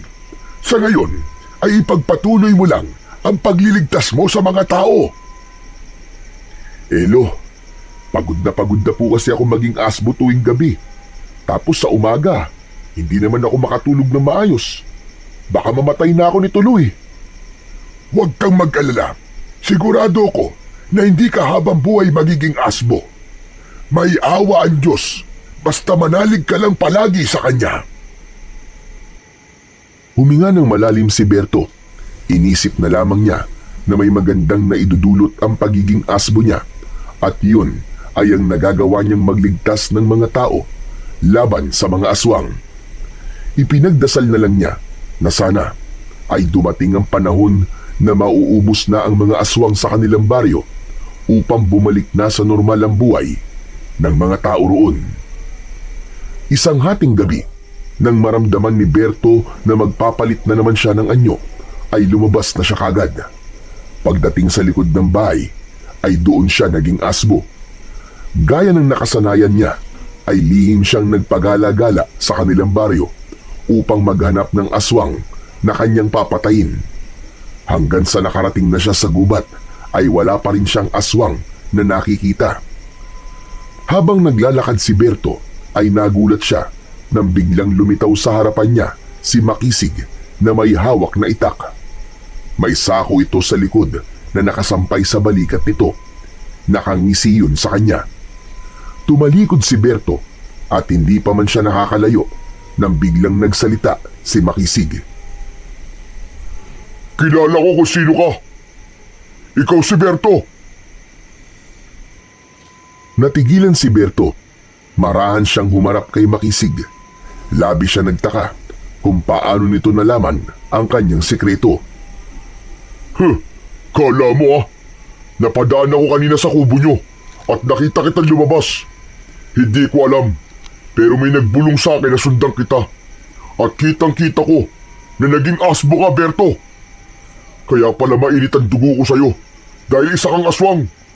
Ngayon, may dahilan na ako para patayin ka. Biglang sumuhod si Makisig kay Berto. Sinubukan tumakbo ni Berto, ngunit mabilis na nailabas ni Makisig ang laman ng dala nitong sako. Isa yung malaking lambat. Inihagis ni Makisig ang lambat kay Berto, at nang makulong siya sa lambat, ay nahirapan na siyang gumalaw dahil sumabit sa butas nun ang kanyang mga paa, hanggang sa tuluyan ng natumba si Berto. Tumayo si Makisig sa tabi ni Berto. Ngayon, tignan natin kung anong gagawin sa'yo ng mga tao kapag nalaman nila na isa kang asbo, Berto. Nais mang makiusap ni Berto ay alam niya na hindi siya maiintindihan ni Makisig. Wala na siyang nagawa nang tuluyan na siyang nakulong sa lambat at hilahin siya ni Makisig palabas ng kagubatan. Isinabit ni Makisig si Berto na nasaan yung asbo sa isang puno ng mangga na nasa harapan ng barangay hall habang nakakulong siya sa lambat. Binulabog ni Makisig ang lahat, maging si Kapitan Emilio, upang tipunin sa may barangay hall. Labis na natakot si Makisig dahil malapit nang sumikat ang araw. Habang dumadami ang mga tao, ay mas lalong tumindi ang kanyang takot. Makisig, bakit mo nilambat ang asbo na yan? Yan ang nagliligtas sa atin mula sa mga aswang. Magtiwala kayo sa akin, Kapitan. Makikita nyo kung sino ang asbo na yan. Maya-maya lang ay babalik na siya sa pagiging tao niya. Habang unti-unting sumisikat ang araw, ay naramdaman ni Berto ang pagbabalik niya sa pagiging tao, hanggang sa tuluyan na siyang naging tao at lahat ay nagimbal sa nakita. Berto! Isa kang asbo! Kapitan, maniwala kayo sa akin. Kahit isa akong asboy, wala akong pinapatay na tao. Nakita niyo naman, nakalaban ako ng mga aswang. Manahimik ka, Berto! Baligtarin man ang mundo, isa ka pa ring asbo, aswang ka! At ang aswang ay tao ang kinakain! Nang sandaling yon, ay biglang dumating si Lolo Marsing. Tumayo ito sa harapan ng lahat at matiim itong tumingin kay Kapitan Emilio. Kapitan, pakawalan mo ang apo ko. Hindi siya masama. Nakita niyo kung paano siya magligtas ng mga tao laban sa mga aswang. Isa pa, isinumpa lamang ng isang engkanto si Berto dahil napatay niya ang alaga nitong asbo. Kaya ginawa rin siyang asbo ng engkantong yun. Huwag ka maniwala sa kanya, Kapitan. Patayin na natin si Berto bago pa siya maging asbo ulit. Tumahimik ka nga, Makisig. Sa ngayon, ay wala pa akong magiging desisyon. Kaya mananatili si Berto sa lambat na yan. Pero, Kapitan, Lolo Marsing, alam ko nag-aalala kayo para kay Berto. Pero kailangan kong pag-isipan ng bagay na to, lalo na't kaligtasan ng mas nakararami ang nakasalalay dito. Wala nang nagawa si Lolo Marsing sa naging desisyon ni Kapitan Emilio. Naluluwa itong tumingin kay Berto, habang si Berto naman ay pilit nang ngumiti upang ipakita sa kanyang lolo na ayos lang siya. Pagsapit ng gabi, ay nanatiling nasa lambat si Berto habang nakabitin sa puno. Kanina ay dinalhan siya ng pagkain at inumin ni Lolo Marsing. Tahimik ang kapaligiran at may ilang nagbabantay na tanod sa kanya. Hindi nagtagal ay napunit ang katahimikan nang makarinig si Berto ng sigawan ng mga tao sa hindi kalayuan. Kinabahan siya sapagkat ang hula niya ay may aswang na sumasalakay sa kanilang baryo. Mula sa barangay hall ay lumabas si Kapitan Emilio at inutusan nito ang mga tanod na tignan kung bakit may sigawan. Kapitan, kailangan niyo akong pakawalan dito. Kailangan kong iligtas sa mga tao, maniwala kayo sa akin. Hindi po ako pumapatay ng mga tao! Matagal na tumitig si Kapitan Emilio kay Berto. Hindi nagtagal ay umakyat ito sa puno at gamit ang kutsilyo ay pinutol nito ang lubid na nakakabit sa lambat. Pagbaba ni Kapitan Emilio ay tinulungan nito si Berto na makawala sa lambat. Ngayon, pinagkakatiwalaan kita, Berto. Ngunit wag mo akong bibiguin. Pangako, Kapitan, wala akong ibang gagawin kundi ang magligtas ng mga tao. Nang sandaling yun ay naramdaman na ni Berto na magbabagong anyo na siya. Sa harapan mismo ni Kapitan Emilio ay naging asbo si Berto. Hindi na siya nag-aksaya ng oras at mabilis siyang tumakbo sa pinanggalingan ng sigawan. Nang marating ni Berto ang kaguluhan ay sandali siyang natigilan sapagkat hindi lang isa o dalawa ang aswang na umaatake sa mga tao, kundi napakaraming aswang. Hindi ako pwedeng matakot ngayon. Kahit mag-isa lang ako, ay kailangan kong iligtas sa mga tao. Uubusin ko ang mga aswang na to. Mabilis at walang pag-aalinlangan na umatake si Berto na nasa anyong asbo sa mga aswang. Sinunggaban niya ang mga yon at kinagat sa leeg. May ilan na winakwak ang tiyan at kinain niya ang lamang loob. Sumugod ang 5 aswang kay Berto at nagunahang sunggaban siya. Mataas siyang tumalon sa isa at kinagat niya yon sa mukha. Ang isa naman sa likuran niya ay sinipa niya gamit ang mga paa niya sa likod. Ang isa naman ay kinagat niya sa tiyan at hiniklas ang laman nito. Binuksan niya ang tiyan ng aswang at sarap na kinain ang lamang loob nito. Isa-isang nagtatakbuhan ang natitirang mga aswang, ngunit hinabol ni Berto ang mga yon. Sa kabila ng mabigat at malaki niyang katawan, ay napakabilis pa rin niyang kumilos. Lahat ng naaabutan niya ay pinatay niya at kinain. Tumagal ang laban hanggang madaling araw at doon na tuluyang naubos ni Berto ang mga aswang. Puno ng dugo, lamang loob at putol-putol na bahagi ng mga aswang ang buong baryo. Habang si Berto naman ay bumalik na sa pagiging tao. Tahimik na nakatingin sa kanya ang lahat nang dumating si Lolo Marsing upang balutan siya ng kumot. Kasunod nun ay dumating si Kapitan Emilio kasama si Makisig. Kapitan, huli na natin si Berto habang nasaan yung tao pa siya. Tumigil ka, Makisig. Hindi na natin huhulihin si Berto. Hindi mo ba nakita ang ginawa niya? Kundi dahil sa kanya, ay maraming namatay sa pag-atake ng mga aswang. Napapahiyang napayuko si Makisig. Humarap si Kapitan Emilio kay Berto at tinapik siya sa balikat. Magaling, Berto. Hindi mo ako binigo. Maraming salamat. Sinabi ko naman po sa inyo, Kapitan eh. Wala po akong ibang gusto kundi ang magligtas ng mga tao. Kapitan, maaari bang makauwi na kami ng apo ko? Kailangan na po niyang magpahinga.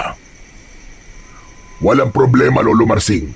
At nangangako ko na simula ngayon ay wala nang gagalaw kay Berto. Masayang naglakad sina Berto at Lolo Marsing pauwi sa kanilang bahay. Bagamat pagod, ay masaya si Berto na sa gabing yun ay naipakita niya sa lahat na sa kabila ng nakakatakot niyang anyo ay kaya pa rin niyang gumawa ng kabutihan. Nang sumunod na gabi ay napanaginipan ni Berto si Azul. Sa panaginip niya ay sinabi ni Azul na binabawi na nito ang sumpa nito kay Berto dahil ginamit niya ang pagiging halimaw niya sa kabutihan. Pinatawad na rin siya nito sa pagpatay niya sa alaga nitong si Dilim. Simula noon ay hindi na naging asbo si Berto sa tuwing sasapit ang hating gabi. Simula rin noon ay wala ng aswang ang umaatake sa baryo ni Berto. Lahat ay nagpasalamat kay Berto at maging si Makisig ay huminto na sa pang-aaway sa kanya. Ipinagpatuloy naman ni Berto ang pagtulong sa mga tao sa paraang alam niya bilang isang binata na minsang naranasan ang kadiliman, ngunit pinili pa rin ang kabutihan. So yun mga idol, Sana po ay nagustuhan niyo ang ating kwento para sa araw na to. Ngayon naman po, ay dumako na po tayo sa inyong pinaka-nire-request at pinaka-hinihintay na shoutout portion. Pasensya na po pala sa mga hindi po masa-shoutout ngayon, pero pipilitin ko po sa mga susunod na kwento ay maibibigay ko na po ang inyong request na shoutout. Ano pa pong hinihintay natin? Eto na po. Shoutout po at maraming salamat kay Roda Garbida 9853. Shoutout po kay Atlus Rivera 1302. At shoutout po kay Jess Casdela 2378. Shoutout po kay Virginia Pontillas. Shoutout po kay Ramil Fariolin. Shoutout po kay Yoli Garabiles. Shoutout po kay Sally Soriano. Shoutout po kay Christy Odinya. Shoutout po kay Bernardita de la Cruz. Shoutout po kay Rona 8329. Shoutout po kay Jocelyn Bondukan. Shoutout po kay Marilu Credo. Shoutout po at maraming salamat kay Charis Magalasio. Shoutout po kay Arnold Ginokor. Shoutout po kay Wenceslee Stutz. Shoutout po kay Rowena Sabido. At shoutout po kay Rona Galyado. Muli po, maraming salamat po sa inyong walang sawang suporta at pakikinig ng mga kwentong aswang at katatakutan sa aking munting channel na The Voice Addict at Apong Isaak. Hanggang sa susunod pa pong kwento na magpapatindig ng inyong mga balahibo mula sa mundo ng kababalaghan.